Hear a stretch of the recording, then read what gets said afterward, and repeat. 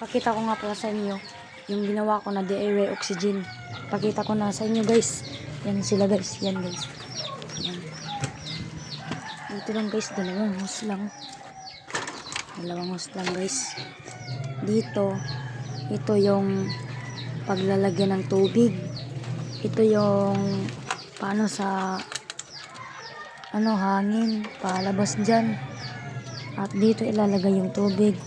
At higupin niya yung tubig pa dito pa baba at pa dito pa ihulog dito yung tubig hanggat may hangin na mapupuno. Yan, maging ganyan siya. Yan, maging ganyan.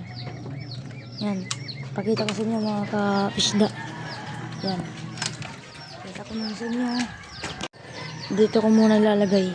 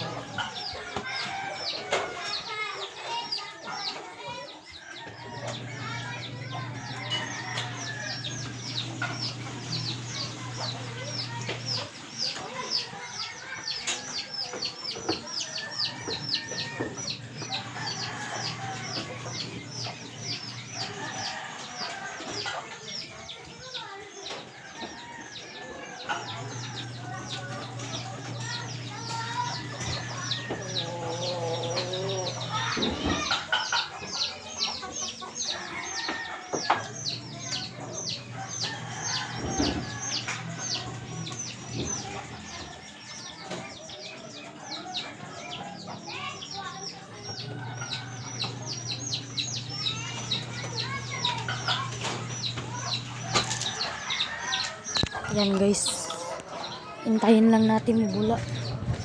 Ito siya guys. Dito yung water guys. At saka yan hangin guys dito.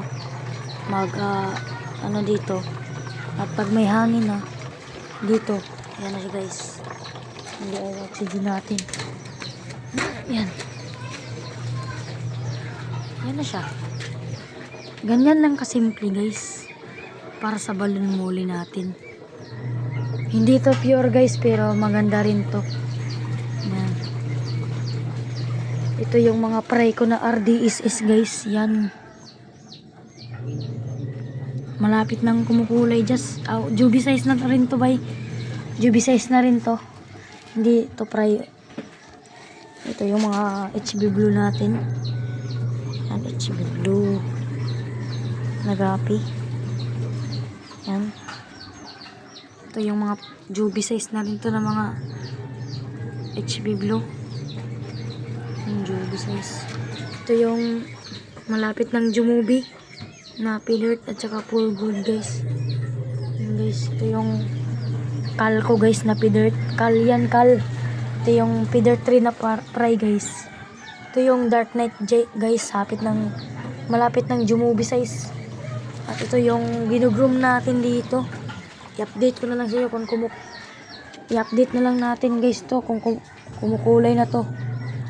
Antayin natin kumulay to. Yan, kinukuha pa rin natin. Guys.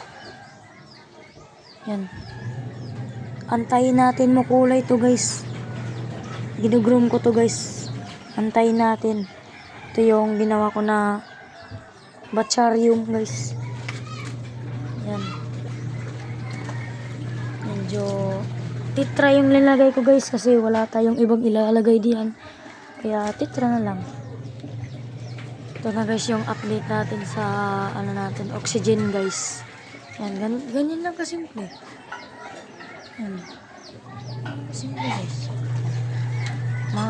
Mayroon na tayong pang 1 hour na aquarium. Aquarium na oxygen. Yan. Guys. Dito lang muna magtatapos ang ating video guys. Na vlog natin. Paalam.